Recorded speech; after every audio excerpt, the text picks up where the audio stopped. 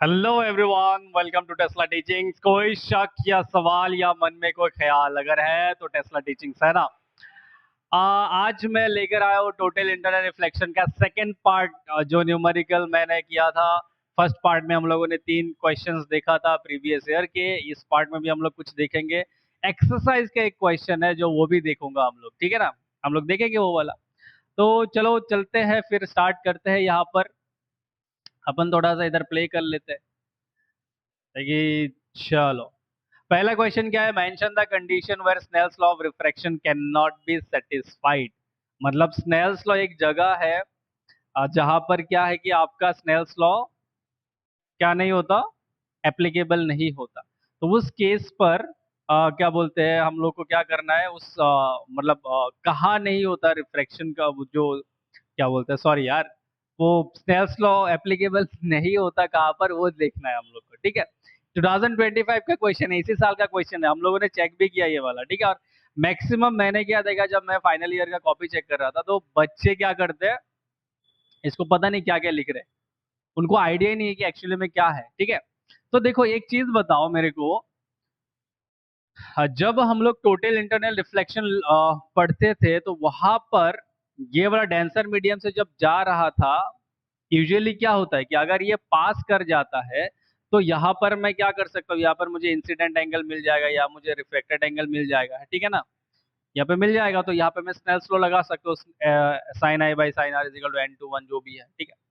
But अगर इसी को ही हम लोग जब ये वाला एंगल जब आईसी के ज्यादा होता है, मतलब ये रिफ्लेक्ट हो जाता है, टोटल इंटरनल रिफ्लेक्शन होता है, तो मुझे बताओ क्या ये एंगल ग्रेटर देन आईसी होता है कि नहीं होता।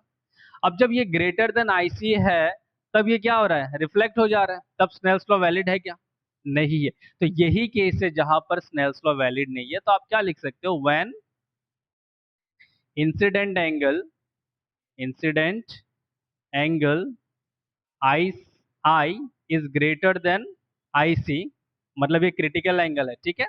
सो क्रिटिकल एंगल से जब आपका क्या है, इंसिडेंट एंगल बड़ा होगा, तो उस केस पर क्या है, आपका जो स्नेल्स लॉ है वो वैलिड नहीं है, ठीक है। उस केस पर क्या नहीं है, वैलिड नहीं है, ठीक है। तो चले नेक्स्ट क्वेश्चन पर चलते हैं हम लोग। ये 25 का क्वेश्चन था, 2025 इसी साल का था, ठीक है।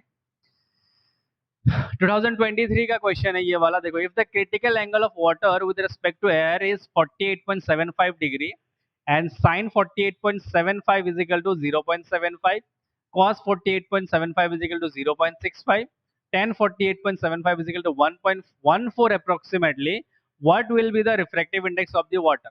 बहुत अच्छा क्वेश्चन है, 2023 का क्वेश्चन है। कैसे करेंगे इसको, जब टी आर पढ़ा था आप लोगों ने तो एक चीज देखा था उसमें, sine i C is equal to 1/n1, ऐसा इक्वेशन पढ़ाया था मैंने, समझ में आया। तो लाइट एक्चुअली कहाँ से कहाँ जाता है, डेंसर मीडियम से रेयर मीडियम, मतलब ये मेरा मीडियम 1 और ये मेरा मीडियम 2, ठीक है। तो refractive index of first medium with respect to second, यही तो पूछा है हम लोग को, यही पूछा है ना कि what will be the refractive index of the water. First medium का क्या पूछा है आपसे, डेंसर मीडियम का, क्योंकि वाटर से एयर में जा रहा है ना। तो ठीक है भाई, हम लोग क्या करेंगे, ये निकाल लेंगे। n12 is equal to 1/sin IC क्या है, क्रिटिकल एंगल 48.75 आपको गिवन है, 48.75 डिग्री आपको गिवन है। 1 डिवाइडेड बाई, और साइन 48.75 कितना गिवन है, 0.75, और इसको जब करोगे इसका आंसर आएगा 1.33।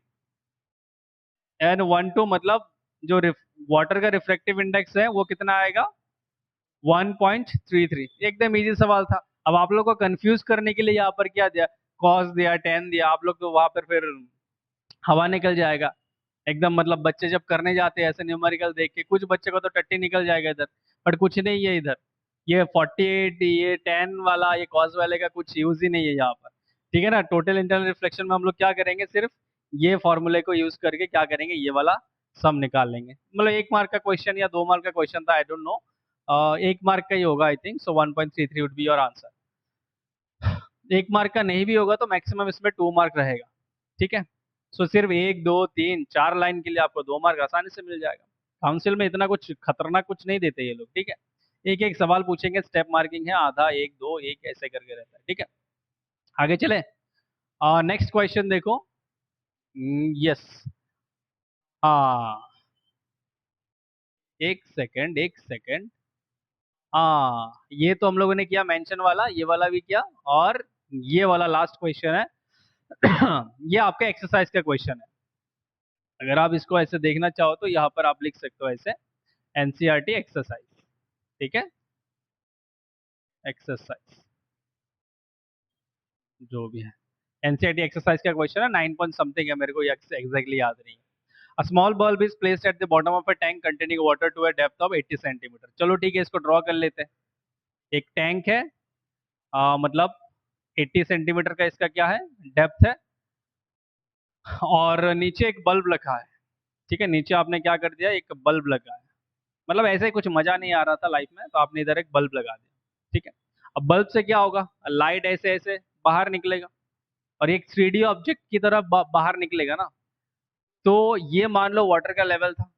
ठीक है, ये 80 सेंटीमीटर यहाँ से है। ठीक है, इस वाटर लेवल पे है, लाइट इधर से एमर्ज हो रहा है, इधर से एमर्ज हो रहा है। ठीक है, ऐसे ऐसे एमर्ज हो रहा है।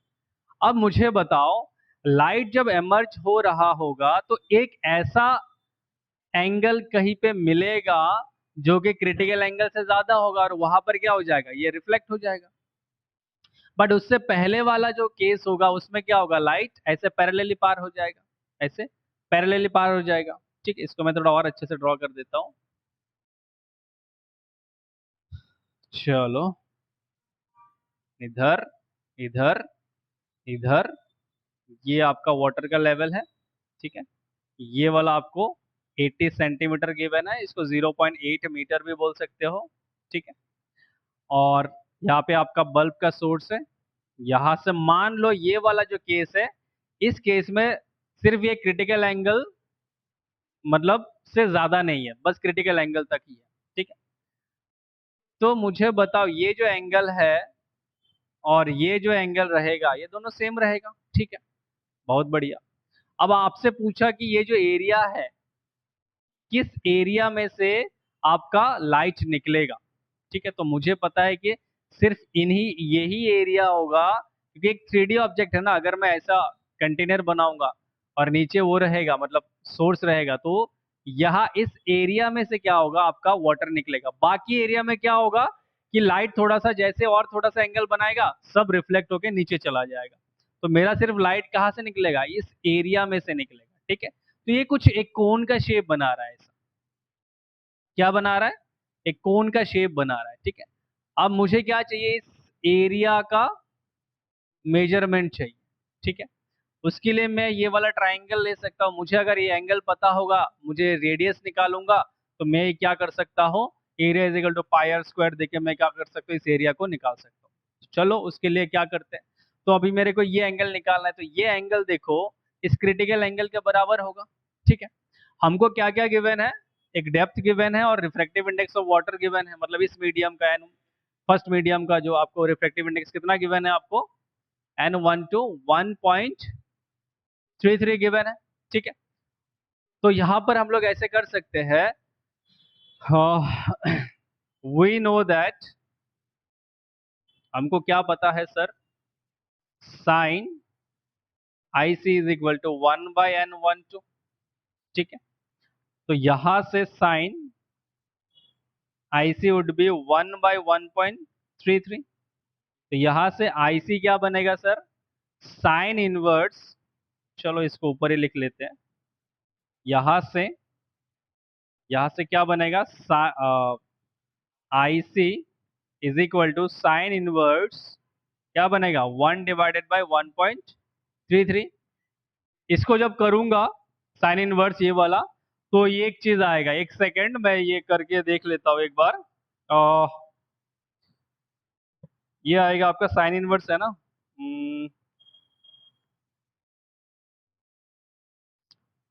Sine inverse 1/1.33। Okay, shift sine inverse 1/1.33, ये आएगा आपका 48.75। ये आएगा आपका 48.75 डिग्री। इसके आगे भी कुछ है, बट 2 ही डेसिमल ले लेना है, उससे ज्यादा नहीं लेना है, फिर मुश्किल हो जाएगा। तो मेरा क्रिटिकल एंगल आ गया। मतलब मेरा ये वाला एंगल और ये वाला एंगल क्या हो जाएगा, सेम हो जाएगा, क्योंकि ये वाला क्या है, इधर में एंगल, दोनों लाइन अगर मैं पैरेलल है तो ये ऑल्टरनेट एंगल क्या होता है, सेम होता है। अच्छा, तो अगर मैं इसको O मान लेता हूँ, इसको लेट से A मान लेता हूँ, इसको B पॉइंट मान लेता हूँ, तो अगर मैं इस ट्राइंगल को देखूंगा, सो फ्रॉम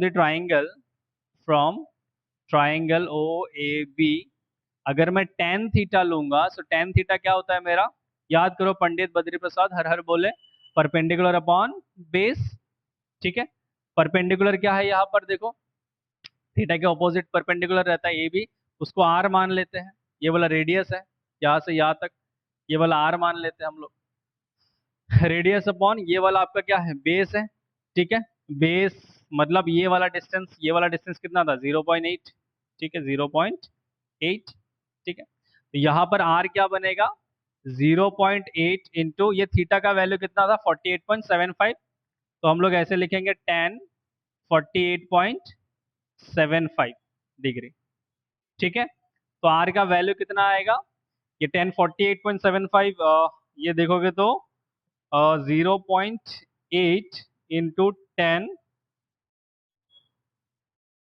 48.75, तो ये आएगा ऑलमोस्ट आर आपका 0.912 मीटर। ठीक है, 0.912 मीटर आएगा। ठीक है, अब मेरे पास ये रेडियस आ गया, तो मैं इस एरिया को निकाल सकता हूँ कि जहां से लाइट निकलेगा। So therefore area through which light will come, क्या होगा, पाई आर स्क्वायर 22/7 इंटू 0.912 इसका होल स्क्वायर। तो ये करोगे तो आपका ऑलमोस्ट जो आंसर आएगा that would be 22/7 into 0.912 whole square, तो ये आएगा ऑलमोस्ट 2.614 मीटर स्क्वायर। तो एरिया कितना आ गया, 2.614 मीटर स्क्वायर। तो यही आपका ये क्वेश्चन का सवाल मतलब आंसर था, और बहुत ज्यादा टफ नहीं था। आप लोग इसको देख के डर जाते हो कि सर पता नहीं ये कौन कहाँ से आया, कुछ नहीं है। देखो, आप थोड़ा ऐसे समझो कि आपके पास एक ऑब्जेक्ट है, यहाँ पर लाइट है, लाइट तो ऐसे सीधा सीधा नहीं आएगा, वो क्या होगा, चारों तरफ ऐसे फैलेगा। अब जब चारों तरफ जब फैलेगा, टोटल इंटरनल रिफ्लेक्शन क्या बता रहा है कि जो लाइट ऐसे जा रहा है, अगर ये सरफेस के साथ इसका इंसिडेंट एंगल क्रिटिकल एंगल से ज्यादा है, तो वो रिफ्लेक्ट होकर सेम मीडियम पे आ जाएगा। जो क्रिटिकल एंगल के बराबर है, उसी एरिया में से क्या होगा, लाइट बाहर चला जाएगा। तो वही चीज हम लोगों ने यहाँ पर देखा। ठीक है, तो और मेरा आंसर कितना आया, एरिया 2.1614 मीटर स्क्वायर। तो आई थिंक आप लोग को समझ में आ गया होगा, ये टोटल इंटरनल रिफ्लेक्शन से पिछले 4-5 साल में जो क्वेश्चन था मैंने उठाया, एक्सरसाइज में जो सवाल था वो भी उठाया। आई होप आप लोग को ये पूरा टॉपिक समझ में आ गया होगा। अब in next video I will talk about refraction of spherical surfaces, lens के बारे में थोड़ा सा पढ़ेंगे, and we will continue with this series. Okay, thank you very much for watching, bye bye.